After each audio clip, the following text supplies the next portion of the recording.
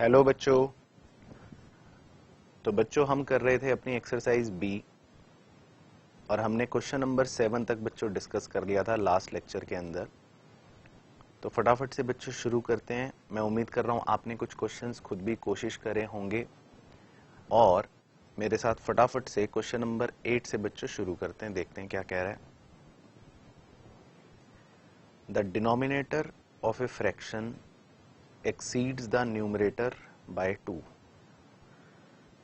कह रहा है किसी फ्रैक्शन का जो डिनोमिनेटर है वो न्यूमरेटर को 2 से एक्सीड कर रहा है। इसका मतलब अगर न्यूमरेटर 1 है तो डिनोमिनेटर 3 होगा, अगर न्यूमरेटर 4 है तो डिनोमिनेटर 6 होगा, अगर न्यूमरेटर 8 है तो डिनोमिनेटर 10 होगा, अगर न्यूमरेटर 99 है तो डिनोमिनेटर 101 होगा। कुछ भी होगा लेकिन डिनोमिनेटर 2 से ज़्यादा होगा। If 5 be added to the numerator the fraction increases by unity। कह रहा है अगर आप न्यूमरेटर में 5 जोड़ दोगे तो फिर जो फ्रैक्शन है वो यूनिटी से बढ़ जाएगा। यूनिटी से बढ़ने का मतलब होता है, यूनिटी का मतलब हमेशा बच्चों होता है 1। तो वो कह रहा है कि फ्रैक्शन जो है वो 1 से बढ़ जाएगा। तो ये कह रहा है। तो पहली चीज तो ये देखते हैं ऑप्शंस के अंदर से कि कौन सा ऑप्शन ऐसा है जिसमें डिनोमिनेटर न्यूमरेटर से 2 से ज्यादा है। तो ए ऑप्शन में लिखा है 5/7, बी ऑप्शन में लिखा है 1/3, सी ऑप्शन में लिखा है 7/9, डी ऑप्शन में लिखा है 3/5। तो सभी में डिनोमिनेटर न्यूमरेटर से 2 से ज्यादा ही है। तो अभी तो हम किसी को भी कैंसिल आउट या एलिमिनेट नहीं कर सकते। अब सब में 5 जोड़ के देखते हैं। सबके न्यूमरेटर में 5 जोड़ना है बच्चों। न्यूमरेटर में 5 जोड़ते हैं। अब न्यूमरेटर में जब 5 जोड़ा तो नया न्यूमरेटर बन रहा है। इधर तो 10/7, इधर बन गया 6/3, इधर बन गया 12/9, इधर बन गया 8/5। अब देखते हैं कि क्या ये नया वाला जो बना ये पुराने वाले को यूनिटी से इन बढ़ रहा है, मतलब क्या वो यूनिटी से एक्सीड कर रहा है। तो एक बार चेक करते हैं। 10-7 तो नया आया और पुराना था 5-7। इसमें 6/3 नया आया, पुराना था 1/3। इसमें 12/9 नया आया, पुराना था 7/9। इसमें 8/5 नया था, पुराना था 3/5। तो इसमें तो वो एक्सीड कर रहा है 5/7, यूनिटी नहीं है, गलत आंसर। इसमें 5/3 से एक्सीड कर रहा है, यूनिटी नहीं है, गलत आंसर। इसमें 5/9 से एक्सीड कर रहा है, यूनिटी नहीं है, गलत आंसर। 5/5 यानी कि 1 से एक्सीड कर रहा है, तो यानी सही आंसर। इसका मतलब ऑप्शन नंबर डी जो है वो सही आंसर है, क्योंकि ऑप्शन नंबर डी का जो फ्रैक्शन दिया हुआ है 3/5 है ना, इसमें अगर न्यूमरेटर में आपने 5 जोड़ दिया तो 8/5 बन गया नया न्यूमरेटर। तो अब नया वाला पुराने वाले को कितने से एक्सीड कर रहा है? 5/5 से। 5/5 का मतलब है यूनिटी। तो वो यही पूछ रहा था कि अगर मैं न्यूमरेटर में 5 ऐड कर दूंगा तो फ्रैक्शन यूनिटी से बढ़ जाएगा, मतलब फ्रैक्शन जो है 1 से बढ़ जाएगा। तो एक प्रकार से आप देखो ये फ्रैक्शन जो है 1 से ही बढ़ा है। अगर आप 3/5 में 1 ऐड करोगे तो 8/5 आ जाएगा। तो इसका मतलब 3/5 इज द सही आंसर, यानी इसका आंसर हो गया हमारा ऑप्शन नंबर डी।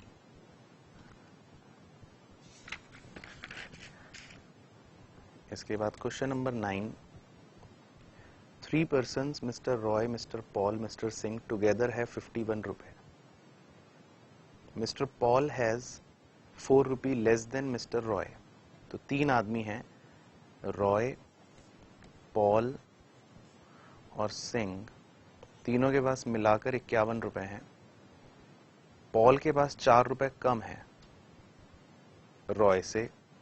ठीक है, तो रॉय के पास जितने भी रुपए होंगे पॉल के पास उतने रुपए में 4 रुपए कम है। And Singh has got 5 less than Roy. और सिंह के पास रॉय के पास मान लो जितने भी रुपए हैं उससे 5 रुपए कम है। दे हैव द मनी, कह रहे हैं उनके पास कितने रुपए हैं, तो चेक कर लेते हैं। ए ऑप्शन में लिखा है 20, 16 और 15। तो पहले तो देख लो 20, 16 और 15 कितना हो गया जुड़ के, 51 हो गया, ठीक है। तो अगर रॉय के पास 20 हैं तो पॉल के पास 20 में से 4 रुपए कम होंगे यानी 16 होंगे, और सिंह के पास 20 में से 5 रुपए कम होंगे तो यानी 15 होंगे। तो 20, 16 और 15 ही इसका मतलब सही ऑप्शन फिट हो रहा है। बाकी बी ऑप्शन आप देखोगे तो उसमें तो वैसे ही गलत हो गया, उसमें तो पॉल को 20 रुपए दे रखे हैं और रॉय को 15, तो ऐसा तो हो ही नहीं सकता ना, पॉल के तो पैसे वैसे भी रॉय से कम थे। और सी ऑप्शन में तो 25 और 11 और 15 दे रखा है, तो रॉय के अगर 25 हैं तो पॉल के 11 हो ही नहीं सकते, तो वो भी ऑप्शन गलत है। तो इसका सही ऑप्शन है A. Question number 10, a number consists of 2 digits. तो एक नंबर है बच्चों 2 डिजिट का, the digit in the tens place is 3 times the digit in the units place, ठीक है ना। इसे यूनिट प्लेस बोलते हैं, ये तो आपको पता ही होगा, और इसे टेंस प्लेस बोलते हैं, ठीक है। तो ये होता है यूनिट प्लेस, ये होता है टेंस प्लेस, है ना। 2 डिजिट का नंबर है, मान लो नंबर लिखा है 43, तो इसे बोलेंगे यूनिट प्लेस, इसे बोलेंगे टेंस प्लेस। तो वो ये कह रहा है कि जो नंबर है वो उसमें टेंस प्लेस वाला 3 टाइम्स है the digit at unit place. तो भाई यहाँ पर जो भी डिजिट होगा यूनिट प्लेस पर, जो भी डिजिट होगा टेंस प्लेस वाला उसका 3 गुना ज्यादा है उस डिजिट का, ठीक है।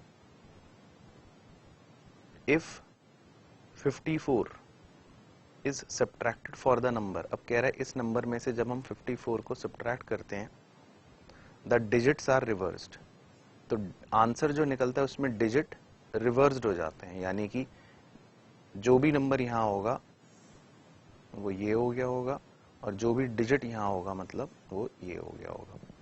तो चेक करते हैं पहले तो ऑप्शन में, ए ऑप्शन दे रखा है 39, तो वो तो हो ही नहीं सकता, क्योंकि उसने कहा है टेंस प्लेस वाला डिजिट तो इसका 3 गुना है, तो 39 में तो ये हो ही नहीं सकता, है ना भाई। 39 में यूनिट प्लेस वाला अगर 9 है तो उसने कहा है टेंस प्लेस वाला तो उसका 3 गुना है, तो वो तो और बड़ा होना चाहिए, तो वो तो हो ही नहीं सकता ना, तो ये तो गलत ही हो गया। 92, इसमें भी यूनिट प्लेस वाला 2 है, तो ये इसका 3 गुना नहीं है, ये भी गलत हो गया।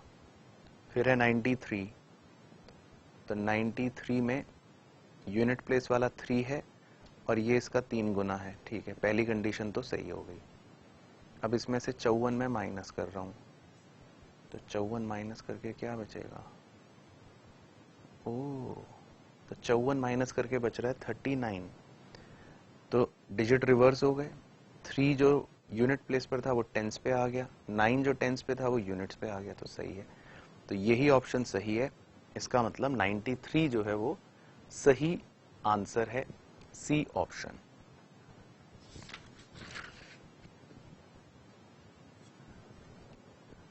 इसके बाद है 11, one student is asked to divide a half of a number by 6 and other half by 4। तो भाई एक नंबर है, तो उसको कहा गया बच्चे को कि पहले तो नंबर का आधा आधा कर लो, तो पहले हाफ को 6 से डिवाइड कर दो और दूसरे हाफ को 4 से डिवाइड कर दो, ठीक है। And then to add the 2 quantities, और फिर दोनों क्वांटिटीज को जोड़ दो, मतलब जो भी आएगा उन्हें जोड़ दो। Instead of doing so the student divides the given number by 5।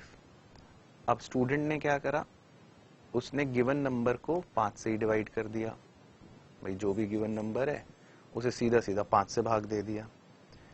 If the answer is 4 short of the correct answer then the number was, तो कह रहा है उससे जो आंसर आया, बच्चे का जो आंसर आया और वैसे जो आना चाहिए था, मतलब ये प्रक्रिया करके, तो बच्चे का आंसर 4 शॉर्ट आया। इस 4 शॉर्ट का मतलब है कि मान लो ये वैल्यू आ रही है 380, मान लो, या आना चाहिए था, ये करेक्ट होना चाहिए था लेफ्ट हैंड साइड पे, तो बच्चे का आ रहा होगा 376। 4 शॉर्ट, उसका आंसर 4 कम निकला। तो ऐसे करना था पर उसने ऐसे कर दिया बच्चे ने, तो उसका आंसर जो है 4 शॉर्ट निकल रहा है। तो कह रहे बताओ क्या नंबर होगा। तो ए ऑप्शन में दे रखा है 320, तो एक बार 320 करके देखते हैं। तो 320 का आधा, 320 का पहले आधा आधा कर दो, तो कितना हो गया 160। 160 160 को 6 से भाग देता हूं तो 26.66, और 160 को 4 से भाग दोगे तो 40, कुल आ गया 66.66। और अगर सीधा मैं 320 को 5 से भाग दे देता तो आ जाता 64। तो डिफरेंस जो है वो 4 नहीं है ना, डिफरेंस दोनों के बीच में 4 होना चाहिए। तो ए ऑप्शन तो गलत हो गया। बी ऑप्शन में है 400, 400 का आधा आधा हो गया 200, 200 200, 200 को 6 से भाग दो तो 33.3, 200 को 4 से भाग दो तो 50, तो कुल हो गया 83.3। और अगर 400 को सीधा 5 से भाग दे दो तो 400/5 हो गया 80। तो अभी भी डिफरेंस इनका 4 नहीं है, तो बी ऑप्शन भी गलत हो गया। फिर सी ऑप्शन 480, 480 का आधा आधा करो 240, 240, 240 को 6 से भाग दो तो आएगा 40, 240 को 4 से भाग दो, 240 को 4 से भाग दो तो आएगा 60, तो 60 जमा 40 हो गया 100। और सीधा सीधा 480 को 5 से भाग दो तो कितना आ रहा है 480/5, 96। हाँ, तो इसका मतलब 480 ऐसा नंबर है जिसमें जो क्वेश्चन कह रहा है कि वो हुआ, तो बच्चे का आंसर देखो 4 शॉर्ट आ रहा है, आना चाहिए था 100 बट आ रहा है बच्चे का 96। तो इसका मतलब सही ऑप्शन हो गया ऑप्शन सी। और इसके बाद क्वेश्चन नंबर 12। तो बहुत सिंपल क्वेश्चन होते हैं बच्चों, फटाफट एलिमिनेशन लगाना होता है, 1 मिनट का हमारे पास एग्जाम में टाइम है, तो क्वेश्चन पढ़ के फटाफट एलिमिनेट करना होता है। If A number of which the half is greater than 1/5 of number by 15, कह रहा है एक नंबर है, उस नंबर का आधा, उस नंबर का अगर आप हाफ करोगे तो वो ज्यादा होगा, ग्रेटर होगा उस नंबर के 1/5 से बाय 15। तो इसका मतलब एक नंबर है जिसका आधा आप करते हो, फिर उसका 1/5 आप करते हो, तो ये आंसर इस आंसर से 15 रुपए या 15 वैल्यू ज्यादा होगा। तो कह रहा है नंबर बताओ। ए ऑप्शन में है 50, तो 50 पुट करते हैं, मान लो नंबर है 50, तो 50 का आधा हो रहा है 25, 50 का 1/5 हो रहा है 10, तो इसका डिफरेंस 15 आ रहा है। तो इसका मतलब सही ऑप्शन हो गया ए। ए ही इसका मतलब सही ऑप्शन है। आपको कोई और नंबर जैसे 40 दे रखा है, 80 दे रखा है, चेक करोगे डाल के, 40 डालना है यहाँ पर, तो 40 का आधा होगा 20, 40 का 1/5 होगा 8, तो 20 माइनस 8 होगा 12, तो वो ये गलत हो जाएगा, तो बाकी दोनों गलत हो जाएंगे। तो बस फटाफट हमें पता चल गया कि सही आंसर है 50। तो ये तो हो गई बच्चों हमारी एक्सरसाइज बी। अब आते हैं हम अपनी एक्सरसाइज सी पर, और एक्सरसाइज सी की चर्चा एक बार करते हैं। एक्सरसाइज सी जो होती है बच्चों साइमल्टेनियस लीनियर इक्वेशन की होगी। इसके अंदर बहुत ही आसान होता है, जो हमने ट्रिक सीखी है कि अगर सॉल्विंग आसान लगेगी तो हम सॉल्व करेंगे, अदरवाइज हम एलिमिनेशन मेथड फॉलो करेंगे, हम ऑप्शन से एलिमिनेट करेंगे, ऑप्शंस का इस्तेमाल करेंगे, तो सवाल जल्दी हो जाता है। तो एक्सरसाइज सी में कह रहा है choose the most appropriate option. ठीक है, question number 1, the solution of the set of equation 3x plus 4y is equal to 7 और 4x minus y is equal to 3। ठीक है, तो दो इक्वेशंस दे रखी हैं, तो कैसे सॉल्व करते थे बचपन में? दोनों इक्वेशंस लिख ली, ठीक है ना। अब इस इक्वेशन को या इस इक्वेशन में कुछ कॉमन एक x या y चाहिए, तो इस इक्वेशन को पूरे को मैं मल्टीप्लाई कर देता हूं 4 से, तो ये इक्वेशन बन जाएगी 16x minus 4y is equal to 12। तो ये थी इक्वेशन 1, ये मैंने इक्वेशन 2 को थोड़ा सा मॉडिफाई कर दिया। अब इक्वेशन 1 और 2 ऐड करोगे जब, तो 4y और 4y कट जाएगा, तो ये आ गया 19x इज इक्वल टू 7 और 12 19। तो x की वैल्यू आ जाएगी 19/19 इज इक्वल टू 1। अब x की वैल्यू किसी भी इक्वेशन में डाल दो, इसमें पुट कर देता हूँ मान लो, तो 3 इंटू एक्स की value 1 plus 4y is equal to 7, 4 आया, 4 उधर चला गया, तो 4y इज इक्वल टू मतलब 7 और 3 उधर चला गया, तो 4y इज इक्वल टू 4, तो y इज इक्वल टू 1। तो x की वैल्यू 1 आ रही है, y की वैल्यू 1 आ रही है, तो इसको ऐसे डिनोट करते हैं 1,1। तो हमारा आंसर हो जाएगा 1,1। तो कौन सा ऑप्शन हो जाएगा? यानी ऑप्शन नंबर बी। तो ऐसे करना है बच्चों इसके अंदर, तो या तो सॉल्व कर लेंगे जैसे अभी करा, या फिर ऑप्शन से इस्तेमाल कर लेंगे, एलिमिनेट कर लेंगे। Question number 2, the values of x and y satisfying the equations x/2 plus y/3 is equal to 2 और x plus 2y is equal to 8। तो इसमें भी आप सॉल्व कर सकते हो। तो पहले इसको अगर मैं पूरे इक्वेशन को वैसे बना लूं, तो 3 और 2 मतलब नीचे 6 ले लेता हूं, ये हो गया 3x plus 2y is equal to 2, ये तो एज इट इज छोड़ दो, तो ये बन गई 3x plus 2y is equal to 6 into 2 12। दूसरी इक्वेशन है x plus 2y is equal to 8, तो 1 और ये इक्वेशन 2, ठीक है ना, तो 1 माइनस 2 कर देते हैं, तो 1 माइनस 2 करेंगे तो 2x, ये कट गया, इज इक्वल टू 4, तो x इक्वल्स टू 2 आ गया। x की वैल्यू 2 यहाँ पर पुट कर दो, तो 2 plus 2y is equal to 8, 2y is equal to 6, तो y इज इक्वल टू 3 आ गया। तो सही ऑप्शन होगा 2,3, 2,3 यानी कि ऑप्शन नंबर सी। ठीक है बच्चों, तो ऐसे करना है। इसके बाद क्वेश्चन नंबर 3 वो भी डिस्कस कर लेते हैं।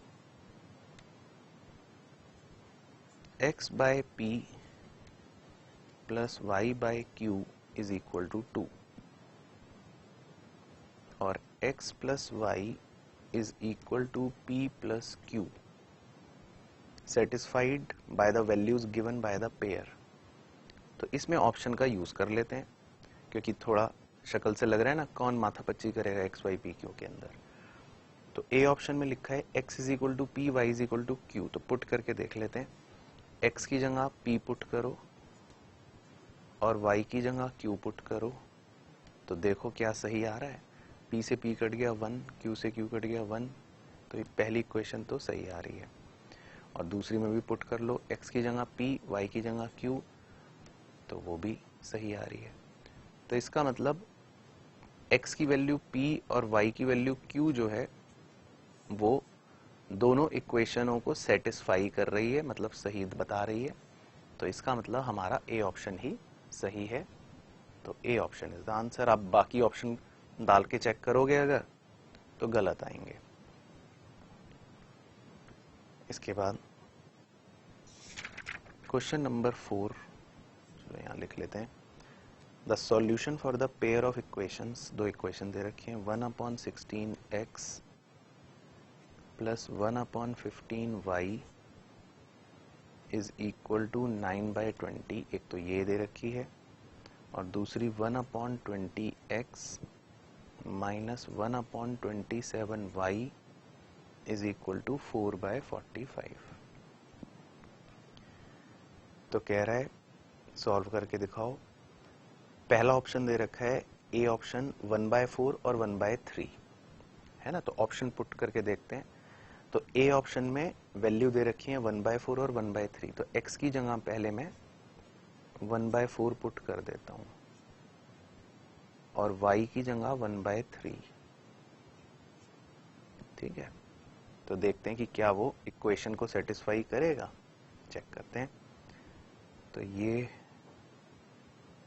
कटेगा 4 बन गया, ये कटेगा 5 बन गया। तो 1/4 प्लस 1/5 नीचे 20 आ गया, 5 उधर मल्टीप्लाई हो गया, 4 इधर मल्टीप्लाई हो गया, तो 9/20 आ रहा है। ठीक हो गई बात। तो ये इसका मतलब सेटिस्फाई कर रहा है। तो x की वैल्यू 1/4, y की वैल्यू 1/3 सेटिस्फाई कर रहा है। यहाँ पे भी डालोगे, x की वैल्यू 1/4 डालोगे तो 4 से 4 ये कटेगा 5, y की वैल्यू 1/3 डालोगे तो ये कटेगा 9, तो 9 और 5 मतलब 45, 9 उधर 5 इधर, तो 4/45 आ रहा है। तो इसका मतलब ये भी सेटिस्फाई कर रहा है दोनों इक्वेशनों को। तो ए ऑप्शन में जो वैल्यूज दे रखी हैं वो दोनों इक्वेशनों को सही सही सेटिस्फाई कर रही हैं। तो फोर्थ का आंसर हो गया ए। तो आई होप बच्चों आपको समझ आया होगा कि क्या करना है। बहुत ही सिंपल चीज है, इसमें कुछ भी ऐसा नहीं है कि जो ना करा जा सके। तो आज के लेक्चर में हमको बस इतना ही डिस्कस करना था। अब होमवर्क के अंदर आप कोशिश करें, ट्राई जरूर करेंगे, क्वेश्चन नंबर 6 से लेकर इनफैक्ट 5 से लेकर 10 तक जो इसके रिमेनिंग क्वेश्चंस हैं। बहुत ही सिंपल है बच्चों, आप वैल्यूज पुट करके देखना कि कौन सा इक्वेशन को सेटिस्फाई कर रहा है या कौन सा नहीं कर रहा, तो आपको सही आंसर का पता लग जाएगा। तो एक बार कोशिश अवश्य करें।